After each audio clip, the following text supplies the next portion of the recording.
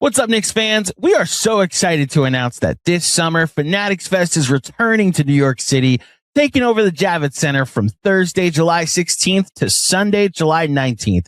Meet your favorite athletes from every major league, including current New York Knicks like Josh Hart, Jalen Brunson, Karl-Anthony Towns, and Knicks legend Patrick Ewing. Catch live podcasts and panels featuring some of the biggest names in sports while experiencing interactive activations from top leagues and brands. You can grab exclusive merch and discover one-of-a-kind memorabilia from sports and entertainment. Buy, sell, and trade collectibles with hundreds of top dealers. Connect with fans around the world who share your passion for sports. Tickets are on sale now at fanaticsfest.com. And when you use promo code KnicksFilm10 at checkout, you'll get 10% off your purchase. It's an extra day of the world's #1 sports fan festival coming together under one roof, and you don't want to miss it. Hey there, Knicks fans. How you doing? It's your boy, Jonathan Macri, here in the middle of a otherwise very pleasant Wednesday afternoon. It's been an interesting morning here in Knicksland, just like it was an interesting night in Knicksland. I needed to go live today. Because I have a rule for myself as a Knicks fan, as a Knicks content creator, that I can't let games and things like this linger, and I need to turn the page. And I woke up this morning, and clearly I was not ready to turn the page yet. And judging by the discourse that is on out there, I don't think a lot of people are ready to turn the page on last night yet, and specifically where things are at. So I thought, you know what? What the hell? Let's actually just do the thing that we're all thinking and do the exercise and see, like, is this cat thing going to be a thing that, regardless of anything else, because it might get better, it might get worse, we don't know. But given the we don't know of it all, to use an Andrew Claudio phrase, what are the options? Are there options? And look, I know Jeremy is the master of disaster when it comes to this stuff, and with the spreadsheets and the PowerPoints and all of that stuff, you're not going to get any of that from me today. We are literally just going to go team by team, and I'm going to give you my honest estimation of whether or not there is anything out there. Should this thing be a thing? And I want to be the first to sit here and say, maybe it's not as big of a thing as we think it is. I want to acknowledge and shout out to the All NBA podcast. Put the video up, the basically a different camera angle of the play that we have now all seen and probably have been commenting about and thinking about since last night, where Cat did not make his way up the court. And I also just want to say, before I reference that other video angle, the only two things that any of us had to go on last night were, well, three things. Number one, we didn't see Cat come up the court. Number two, we saw Mike Brown's reaction on the sidelines. Not happy. And number three, we heard Mike Brown in the press conference afterwards say, literally, you got to get up. You got to hustle back on defense. Like, Mike Brown was not beating around the bush. He was not making it out to be anything like other than what he felt it was, which was a player not hustling back, which is what, and again, with all due respect to the maybe forgiving additional camera angle that we got, that's still what this was. This was a player not hustling back. Now, what we found out with the additional camera angle is Cat did not sit on the floor pouting like a petulant child, which I know in the back of my mind, I was like, I wonder if that was what he was doing. He just kind of got up and at first made sort of a half-hearted effort to get back up the floor. And then it looked like when the shot missed, he immediately started to backpedal, I'm sure with the thought of like, oh, I could get myself an easy basket here. And then once he realized that the Knicks were unable to secure the rebound, he started kind of then going back up court with, I will not call it any degree of urgency, but he at least did make his way up the court and then watched as Russell Westbrook sank a three. I made a rather crude analogy on the Knicks chat or Chat Knicks app earlier today that I am not going to make on this live stream. You can all go find it if you want. It makes it like 8% better in my mind. But where we're at, I think, with this player right now and where we are at in terms of at least my suspicions about where he is at mentally and with where the team may be at with him and where just he is with respect to his coach and just his level of buy-in. And again, like that was one play and it was a glaring play. But what I tried to emphasize last night is this is about a lot more than one play. It's about a lot more than one night, which is why. And the last thing I want to touch on before we'll get to have some fun with some fake trades, like a lot of the conversation I find when things like this happen is there's generally two camps. There's generally two schools of thought. There is the camp of like people that are very upset at and directing their anger or whatever you want to call it towards one guy, in this case, Karl-Anthony Towns. And there's another camp or school of people who are like, well, that's unfair because you win as a team and you lose as a team and you're just scapegoating the most convenient target of the moment. And I want to just say, as someone who oftentimes is in camp one, but at times someone who has, I guess, tried to wage a defense of players who are getting, a lot of the criticism. Neither group is right or wrong. What I try to remember in instances like this is there is no rule book for fandom. There is no contract you sign before you or when you become a fan. You are allowed to fan how you want. And the reason why we are all fans to begin with is because of an emotional investment. No person in the history of sports has ever become a fan of a team because of logic. No one has ever sat there and like looked at everything and say, all right, I'm going to, I mean, that may be how they like decide to become a fan in the first place, but nobody stays a fan because of logic. It is an emotional endeavor. And it is always going to be an emotional endeavor. So, while I do sympathize and to some extent agree with those people out there who are like, y'all are just picking on a guy when he's down and making it to be something that it is not, unfairly so. I have a little bit of trouble with that when, number one, again, it is never just about one night. With this stuff, it was never like when boo what the hell do we call that? Boo gate. When Julius, the thumbs down gate, there you go. I was getting it conflated with the Giannis thing. When we got thumbs down gate from Julius, it wasn't just about that night. When people turned on Melo before there were people like me up here commenting on it after games, it was never just about one moment or anything. It's never just about one night. It is a buildup over time of feelings and emotions that don't always have full basis in fact, but we all watch the games. We all see what we see. And yeah, I know that there's some people out there who may be predisposed to dislike or disparage a certain type of player or whatever, but like, we're New York sports fans, man. And that's the thing I always come back to is you can't pull the wool over our eyes.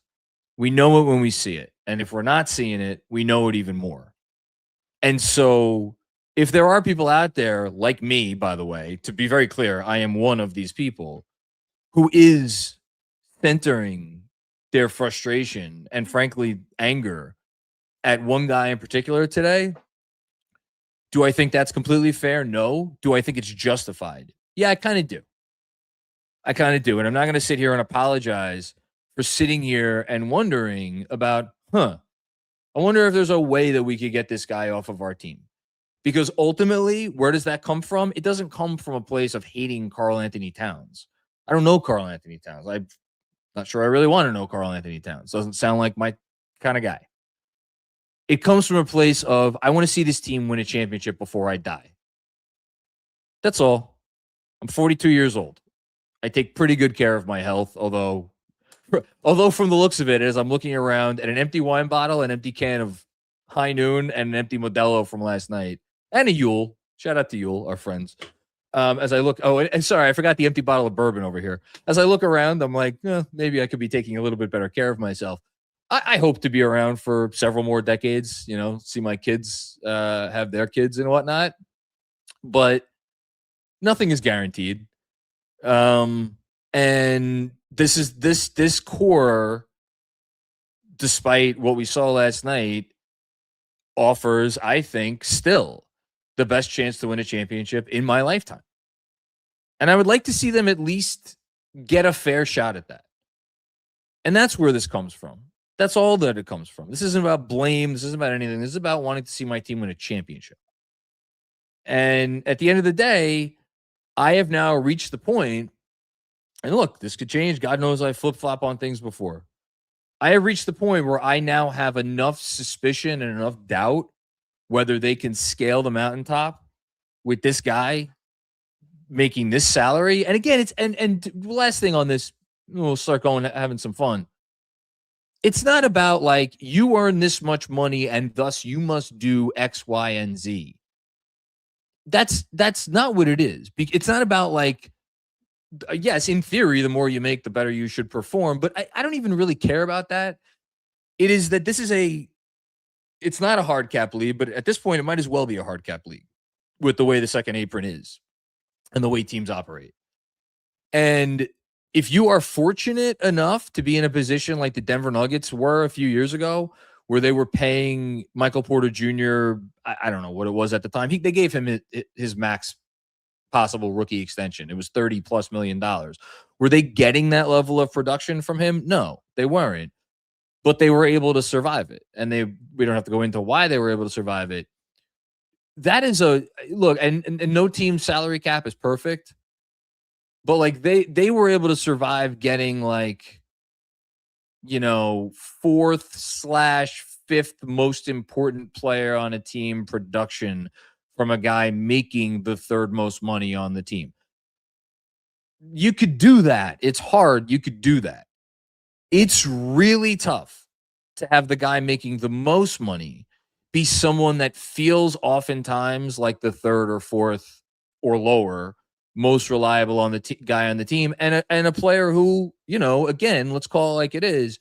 We don't have much faith right now has the full confidence of those around him in the locker room or his coach for that matter, or vice versa.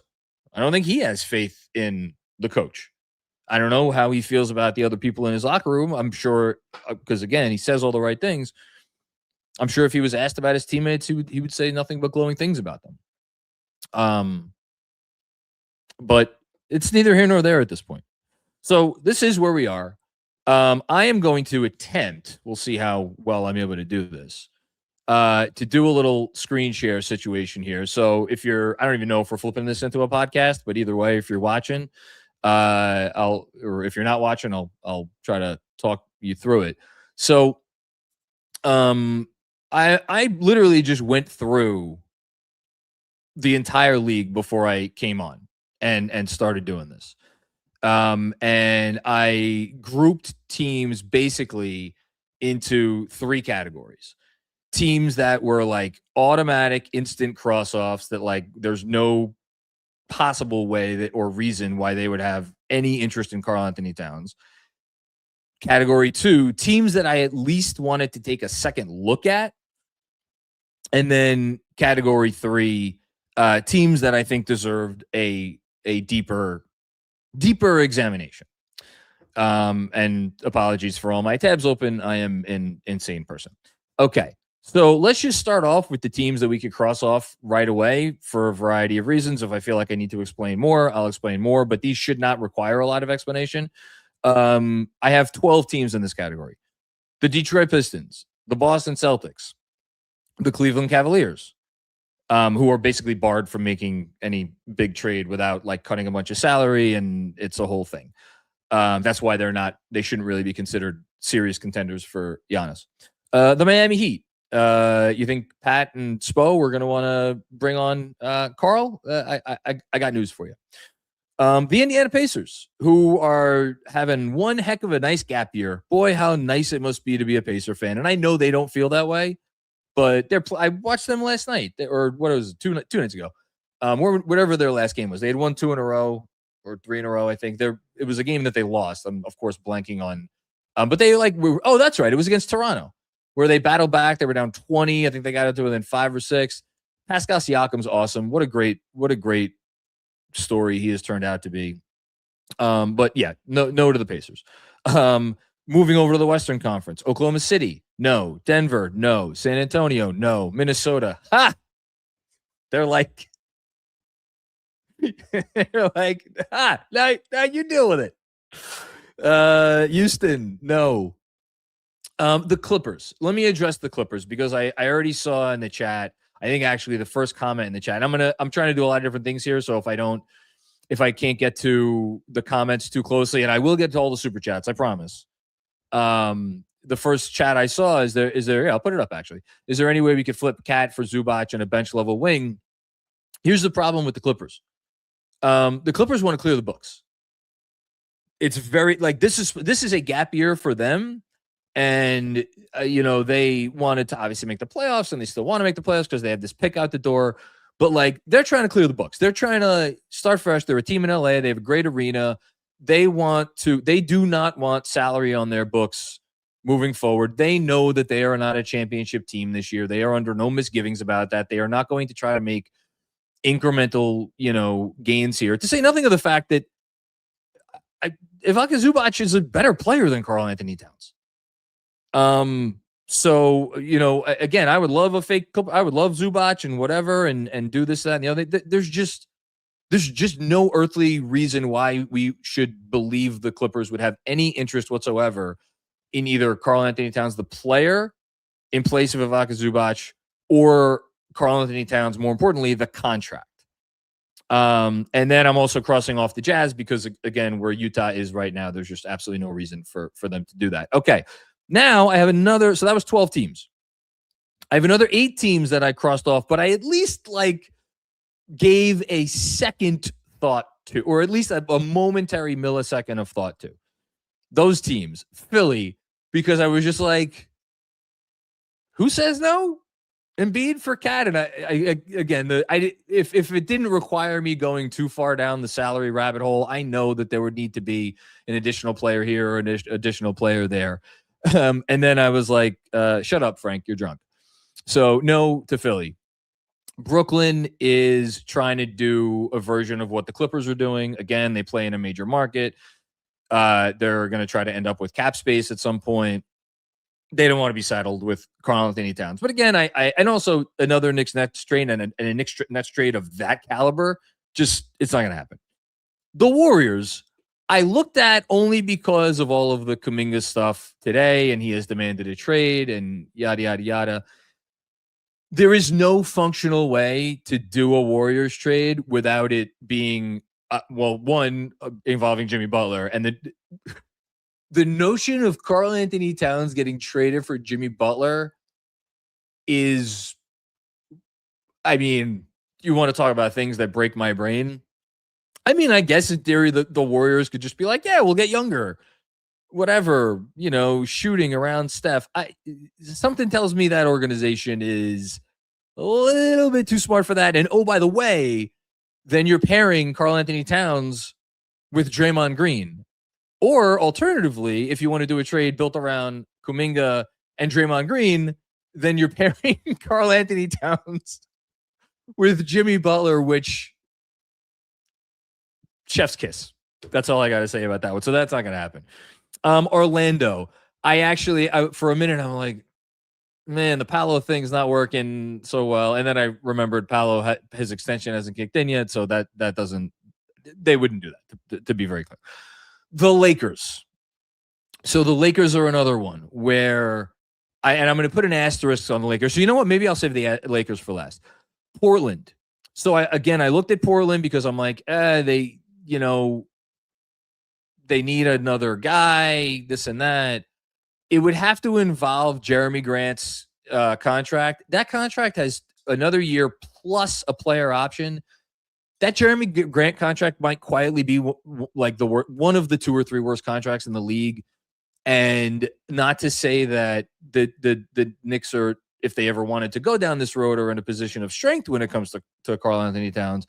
I do not think that they will willingly acquire a player who has that many years and that many dollars left of salary when they're not even sure. What is Jeremy Grant at this point? Is he an 8th man on a good team? I have no idea. And I don't think they're going to willingly take that on unless they got some incentive to do so. And I'm sorry, the Portland Trailblazers are not going to give the Knicks, Donovan Clingan, to take Jeremy Grant off their hands for the right to take on Karl-Anthony Towns and his salary and his impending contract extension. They got a nice little thing going on there in Portland, and they're not about to trade a really interesting young center in Clingan to take a chance on Cat. There's just no reason to. So they're a no also. Sacramento, again, I wrote down because I'm like, it's the Kings. You never know. Problem there is it would have to involve Sabonis. And unless the Knicks are also planning on firing the coach while they trade Towns, and I don't see that in the cards, they're not going to get a guy and bring a guy back to New York. Putting aside Sabonis, the fact that he's injured, the fact that he's maybe even a less ideal player than Cat in terms of if you're trying to win a championship. But yeah, the Sabonis and the coach didn't exactly get along at the last stop. And then the last name or the other one I wrote down, again, just giving a second look to, was Washington. And then I realized that they, at this point, they don't have the salary. And 2, they have Alex Sarr. And they really like Alex Sarr, and he's their center of the future. And why would they compromise that? And they're going to keep their pick. Now you tell me, oh, maybe the Knicks could send the pick back so they don't have to worry about tanking. And they're building around their young players. They want another pick. They're not going down that road. They're run by smart people now.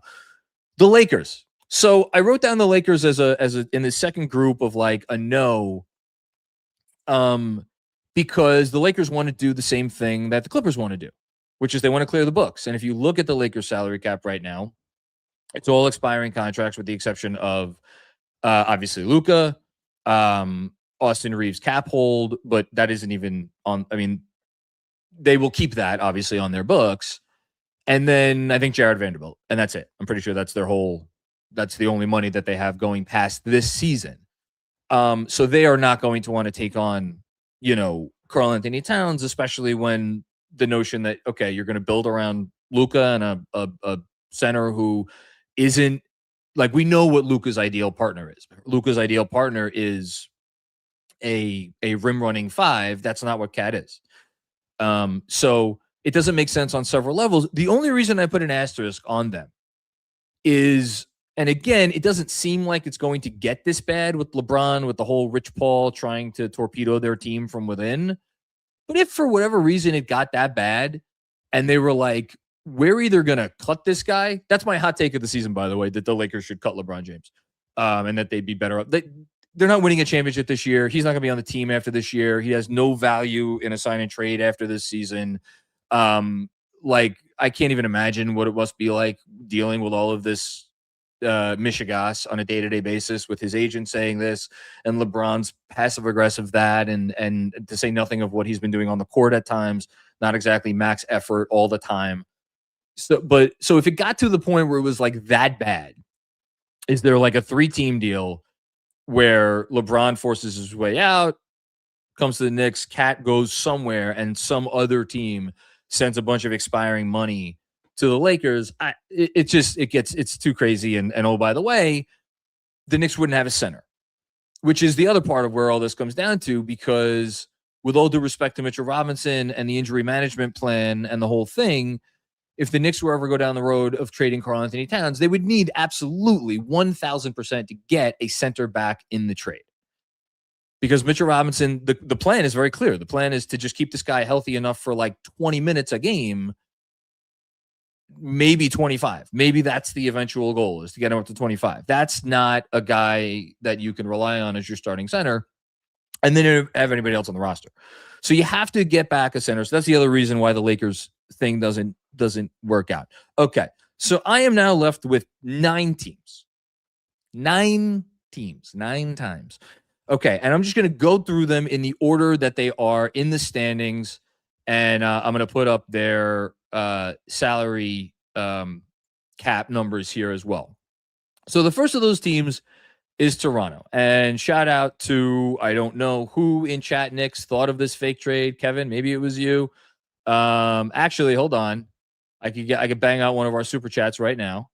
Kevin Danishevsky, IQ and Cat for IQ and Pirtle. This is Frank from Patreon. Shout out to Frank from Patreon for coming up with this trade. So let me just go. So there's actually 2 trades you could do. So involving Pirtle. So it could be Pirtle plus Quickly and like a very small salary, or you could do Pirtle plus RJ plus Agbaji, and that pretty much gets it done. My questions here: number 1, do the Knicks, in taking on the future money of a player in Jakob Pirtle, who, number 1, is kind of injury prone in his own right, and I'm pulling up his contract extension, which, by the way, has not even kicked in yet. His contract extension doesn't even kick in until the 27-28 season, at which point he will be owed $27 million. And the season after that, 29.8. The season after that, 27.3. This guy at this point in his career is like a mid-level player, like maybe full mid-level, but he's a mid-level player. So do you want to get out of Towns that badly that you're willing to accept a player that, albeit is a much better fit with Jalen Brunson, but is like wildly overpaid? That's the first problem. And then the second problem is, like, I'm sorry to say this, Knick fans, Kevin, I know this is going to be painful for you to hear.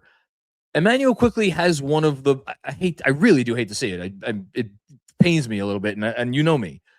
He has one of the worst contracts in the league. You know, he has not produced at anywhere close to the level of his contract. That is just a fact. He is a wonderful player. He's a wonderfully helpful player to your team. You know, and I would love nothing more than to have him back, you know, at a more reasonable number.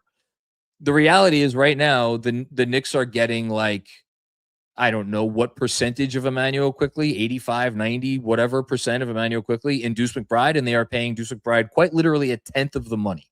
So I don't think they're going to take on Quickley, which leaves us with our friend RJ. Wouldn't that be something?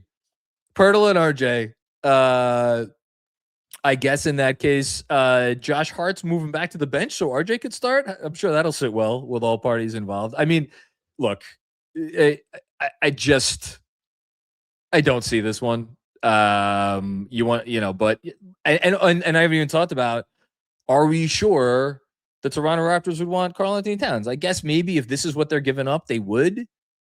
But, like, I don't know here. Okay. Next up, hold on. Let me see if there's any other. I'm just checking the super chats to see if there's anybody else from. Okay. Actually, I'll get this other super chat out of the way. We got Anthony says, if he doesn't want to be here, Kat, then he needs to speak up to the front office instead of showing it on the court. Would that help, Anthony? If he demanded a trade, would that help? I kind of think it wouldn't. It's generally when you put more, when you air the dirty laundry, I tend to think that is less helpful. But you know, you never know. Okay.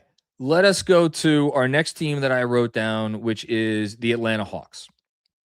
So the Atlanta Hawks, again, I don't think that this is likely or anything, but there would be a salary match with Kristaps. You could do Kristaps Porzingis and CJ McCollum for Karl-Anthony Towns. So basically, part of the Trae Young return, and then the guy in Porzingis that has not worked out for you. So you could do Porzingis and McCollum, and then the Knicks would have to do Towns, and they would have to build up enough money to get above 61 and change. So you're talking about, what are you talking about? You're talking about Yabu. I don't think Bacome gets them there, so you probably need to throw in like a Hutporty or something too, or some other small salary. Whatever. You could do it. You could make it happen. The question again is, one, do the Atlanta Hawks, a team that is clearly going through some sort of identity shift. Now, they have been linked to Anthony Davis, which is interesting, which means they clearly feel like, hey, we were not satisfied with the center position. Now, is that just Clutch trying to get Anthony Davis to Atlanta? It might be. I don't know. And then on New York's end, are you doing Cat and whatever for Porzingis, a guy who the hell knows how much longer? Like this guy, he like, you want to talk about a guy who doesn't stay on the court. Like, he has this not a mystery illness, but he has this illness. Fred Katz wrote about it earlier in the season. Like, that's not going anywhere. And then you're doing it for a guy like CJ McCollum, who you want to talk about a guy you can't put on the floor with Jalen Brunson. And obviously he's expiring salary, sure, but like, how much does an expiring salary really help the Knicks? It helps Atlanta. Expiring salary does not really help the Knicks, unfortunately. So again, I think this is going to be a no. So we have a no for Toronto, a no for Atlanta. Let's move on to the perpetually chasing mediocrity Chicago Bulls, so this would have to be built around, again, in no particular order. The nice thing about the Bulls, they have a lot of like mid-tier salaries. So like, pick from this poo-poo platter, Vooch or Zach Collins. I mean, Jesus Christ.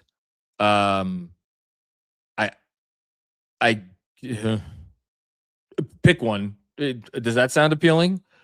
Patrick Williams, whose extension is just starting, and you want to talk about a guy who should have never gotten paid the extension that he got paid. Either him or Herter, or maybe him and Herter, probably actually more accurately, because of the amount of money that you need to build up. So already you're talking about, it's not even a salary dump for players who are going to help you. This is we just have to get this guy out of here. I don't see it, yeah. So it's going to be a no for me for Chicago being a potential trade destination. I'm going to save Milwaukee for last. I'm going to jump to the Charlotte Hornets. Now, for Charlotte, it would have to be a trade built around, and this is where it gets unpleasant very fast. I don't see a way to do a Charlotte trade without including Miles Bridges, and I know as we should, we'll have a lot of complicated feelings when it comes to Miles Bridges for very justifiable reasons.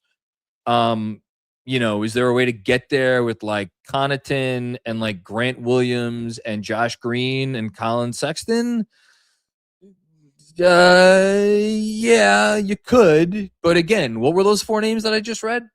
Colin Sexton, Josh Green, Grant Williams, Pat Connaughton, and oh, by the way, several of the players, or Green and Williams in particular, those guys aren't even expiring. Those are bad contracts that last into several years from now. Again, you want to talk about uninspiring? This is uninspiring. And oh, by the way, the Charlotte Hornets have a great young rookie in Ryan Kalkbrenner, which I'm assuming the Knicks would ask for him back.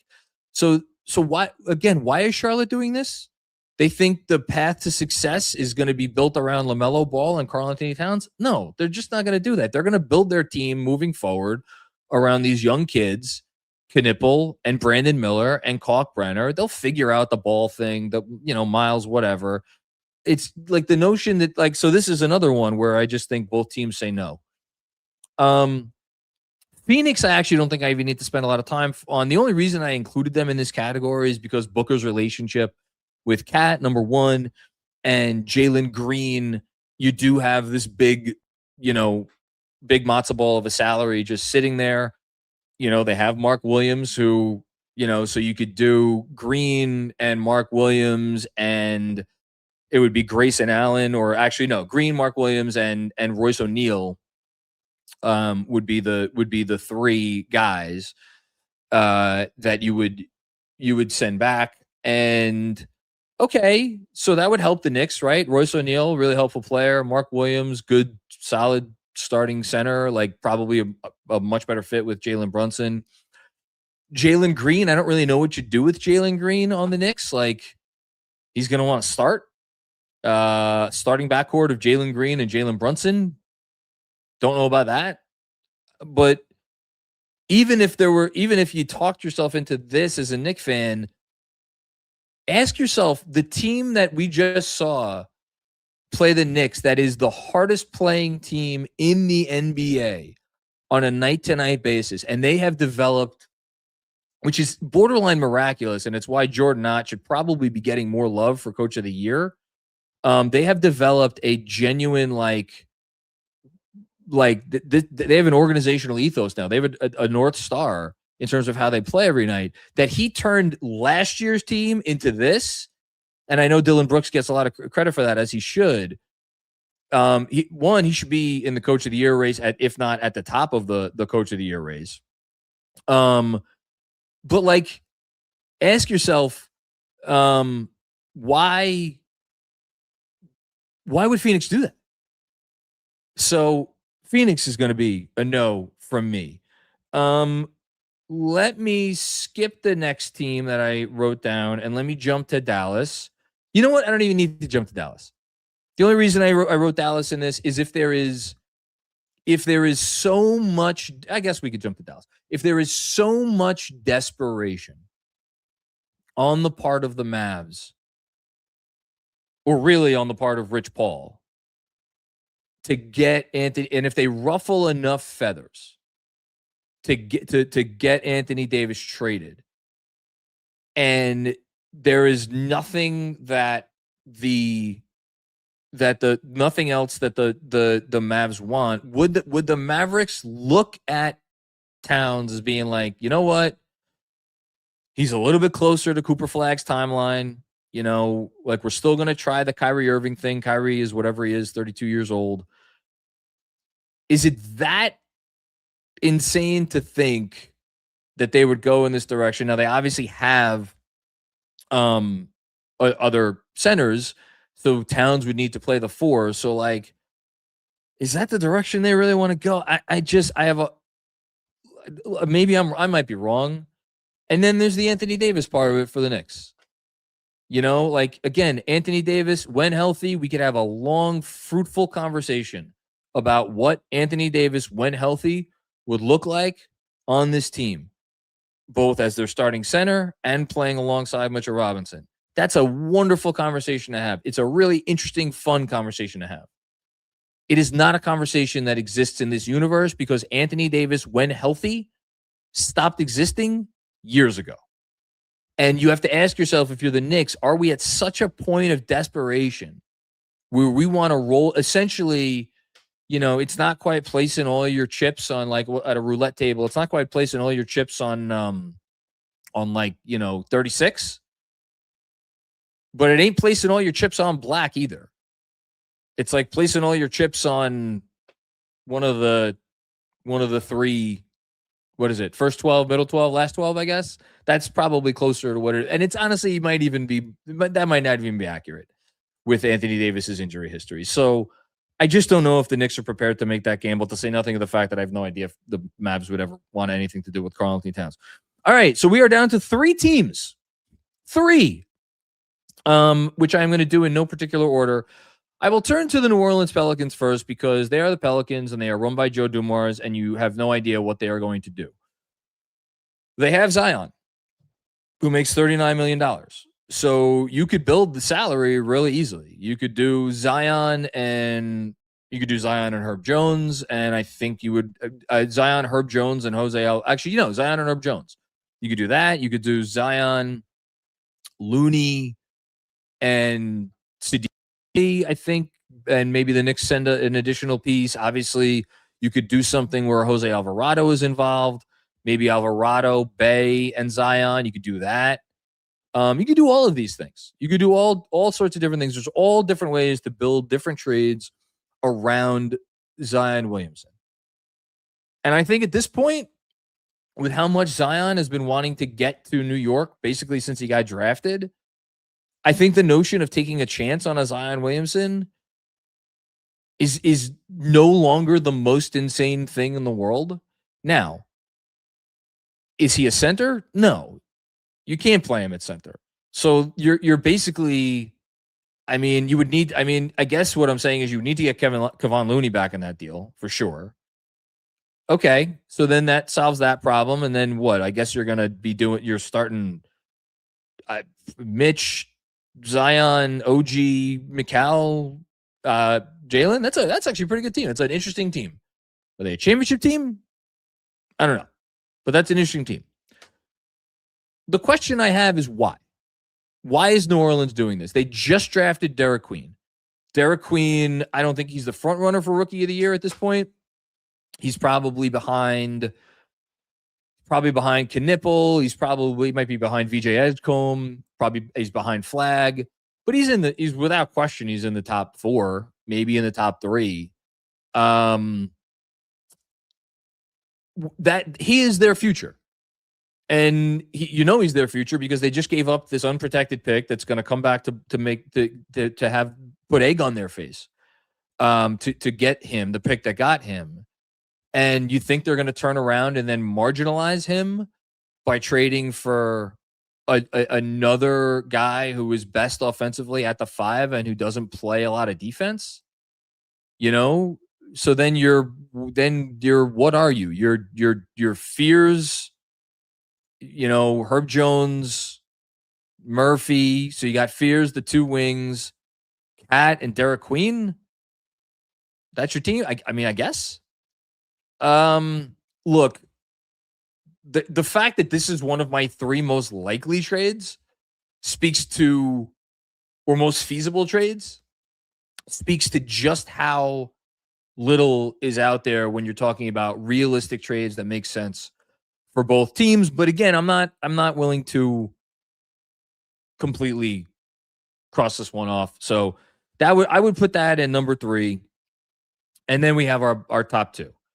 So let's go to Memphis, where we have already heard Jaren Jackson Jr. may be, on the way out. So Jaren Jackson Jr. makes $35 million. The easy way to do this is Jaren Jackson Jr. and Kentavious Caldwell-Pope together. They make 56 and change. So you could do Cat and Gershon Yabusele for Jaren Jackson Jr. and Kentavious Caldwell-Pope, and that's your salary. You could also do Jaren Jackson Jr. and Santi Aldama. I don't know why they would want to trade Santi Aldama, especially if you're trading away Jaren Jackson Jr. They just signed Aldama to a contract extension. They like Aldama. He's a really good player for them. I don't think that they would do that. So let's say Jackson Jr. and Caldwell-Pope for Cat and Gershon Yabusele. Okay.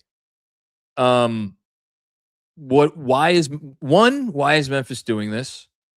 They are seemingly pivoting into a rebuild or to build around guys like Cedric Coward and Zach Edey. And then, oh, by the way, Zach Edey is there. So again, you're talking about a team that this is only going to work if Cat plays the 4. Guess what Cat doesn't want to do? Play the 4. So you are now inheriting a player who right off the bat is not really going to be happy in terms of his role there. Would he work in that offense? Maybe, probably. But you have all these young players now. Why, if you're going to trade Jaren Jackson Jr., why are you trading him for Karl-Anthony Towns? The question then becomes, is there something else the Knicks could throw in to make it worth their while? whether you want to talk about the future pick swap or like the fake Washington pick, you want to get, how desperate are you? You want to put Deuce McBride on the table and then you take back, John Conchar or something. Like, that doesn't strike me as something Memphis would do. It really just does not strike me as something Memphis would do. So I actually shouldn't have had them 2 on this list. This is just probably me wish casting the notion of getting Jaren Jackson Jr., which then leaves us with the Bucks. We don't need to go through. I mean, I guess we could go. You want to go through Giannis trades? We go through Giannis trades.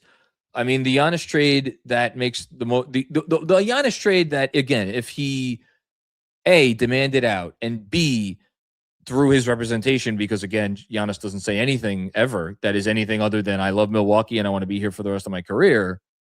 If his representation is like, yeah, we want to leave and we are going to let everybody know that it's the Knicks or bust and that he's not going to re-sign anywhere else that trades for him. And we're going to make that extremely clear. And sorry, but you've dicked around with us for long enough. We've given you everything. We've given you however many years of our career, 13 years. You're going to do right by us. And we don't care if you get fucked in the process. That's what it would take, to be very clear. And then even then, the Bucks would only do the deal if there was something in it for them. They're not going to do Giannis for Karl-Anthony Towns straight up plus a future pick swap and, Deuce McBride or yeah, I mean, dude, they're just not gonna they would sooner just keep him on their team than do that trade. They wouldn't trade him. So then it's like, all right, how can you sell this to Milwaukee? And you would sell it to Milwaukee with something built around, I think, Giannis, Turner, and Kyle Kuzma, because there's zero chance that the Bucks aren't unloading Kuzma in this fake Giannis trade. And then you're doing Cat and OG Anunoby. And again, the salaries don't match up exactly. There would need to be another piece here, another piece there. Maybe you have to get a third team involved. My guess is that Deuce would have to go out too in this trade. Because again, you just don't have any picks, and Milwaukee can always just be like, yeah, we're just not going to trade him. We'll live with the uncomfortability. So again, so much would need to happen for that to even enter the lexicon. But then there is the notion of what a super chatter brought up last night, which I think Hushju. So actually, Hushju has a couple here. So Hushju brought up Cat, OG, and Mitch for Giannis, Turner, and Portis. I actually don't think the money works on that because you are sending too much to Milwaukee, and I think Milwaukee would need to send more money out. I mean, again, that's not crazy, but if you're Milwaukee, why do you want Cat and Mitch? I guess you want Mitch as an expiring contract, maybe because you want to get closer to clearing the books, but then why are you inheriting Cat? Well, I guess you're inheriting Cat because you don't have a choice. And then the other trade that Hush proposes here is Cat, McCall, and Deuce for Giannis, Portis. Who is this? T.A. And I don't know who T.A. is. Thanasis. How could I forget about Thanasis?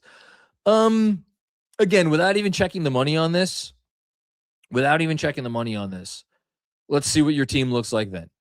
Your team is Jalen Brunson, Josh Hart, OG Anunoby, Antetokounmpo, and Mitch. So now you have three again, all due respect to Josh Hart and his increased shooting of late, you have three non-shooters in your starting lineup. I mean, in theory, you could start Bobby Portis at center. I don't think you want to do that. I don't think that's tenable at this point in his career. And again, you're trading away Deuce in this scenario. So I also have the suspicion that McCall would not be the guy. Let me say this. I think McCall is worth more to the Knicks than he would be worth to other teams. And I do not think the Knicks have an appetite to move him. So yeah. The other trade, which got brought up last night, is a trade that doesn't involve Giannis. And you basically unload Karl-Anthony Towns for some sort of package built around Turner, Kuzma, and Portis. And so what are you doing? You're getting Turner, who's a better defensive center, obviously, than Cat, is a better fit, honestly, with Brunson than Cat. So, and you're unloading Cat's long-term money. You're getting Kuzma, who at this point, I don't even know what Kuzma is. I mean, you want to talk about Cat being a part of a winning basketball team? Can Kuzma be a part of a winning basketball team? He hasn't showed it in years. He hasn't showed it since he won a championship with the Lakers. Is that still somewhere in there? I mean, it's been what, 4 or 5 years? You know, he still has money coming to him, even though it's a declining contract. Like, you want to talk about one of the worst contracts in the NBA. I know it's declining. That's not good money. You know, Kyle Kuzma's a guy. If he was a free agent this summer, would he get, what would he get? Non-taxpayer mid-level exception money? Would he get taxpayer mid-level exception money? You know, I honestly, I don't even know. And then there's Bobby Portis, who adds toughness and a little bit of shooting to your team. And we know Bobby here. We love, Bobby Portis maybe wasn't so great the year that he was here, but again, the fact that the Knicks would have to sit down and I think have a meeting about that trade is just so telling. And then the question goes back to, okay, just how desperate is Milwaukee? Just how desperate are they? And I don't know the answer to that question. Only the Bucks know the answer to that question. But boy, oh boy, if the Bucks already see the writing on the wall and they're like, yeah, we know he's gone. Like, we're just going to try to string this out for as long as possible. Why? Like, that's the move that they would make, the desperation move. I mean, shit, I'd go try to get Ja Morant or Zach LaVine before that myself, but I'm not running the Bucks. So what the hell do I know? One more fake trade from Hushzu. Cat for Zion Looney, Cat for BEC and in Arizona. I don't even know what that is. Thanks for all the fake trades, everybody. I will do one more check of the chat. So yeah, that's where we're at. That's where we're at. I don't think that to say that there isn't a perfect trade out there is an understatement, clearly. I think that this is going to be something. I think long story short, I just don't think that this is going to be a realistic thing unless, again, something happens in Milwaukee that, as of right now, has not happened yet. But this is something I feel like the Knicks need to figure out. And they need to figure it out in the locker room. Like, I would love to sit here and be like, Cat needs to figure something out and take some accountability and the whole thing. I'm not holding my breath for that. Does Mike Brown have to do something differently? I mean, I don't know. I really don't know. But, the notion that this is going to get solved with some magic trade that falls out of the sky, I don't know. I would love to believe that. I don't see it. But crazier things have happened. You never know. Crazier things have happened. So that's it. Thank you, everybody, for watching along and the whole thing with this little exercise. I actually am now ready to put this behind me. So I've accomplished my purpose for doing this. I hope the people out there have gotten something out of it as well. That's it for me. I will talk to y'all after the game tonight. Still haven't gotten word on Jalen Brunson. Injury report comes out in about 2 hours. So we'll see what happens. And yeah, that's it. Talk to you later. Peace out.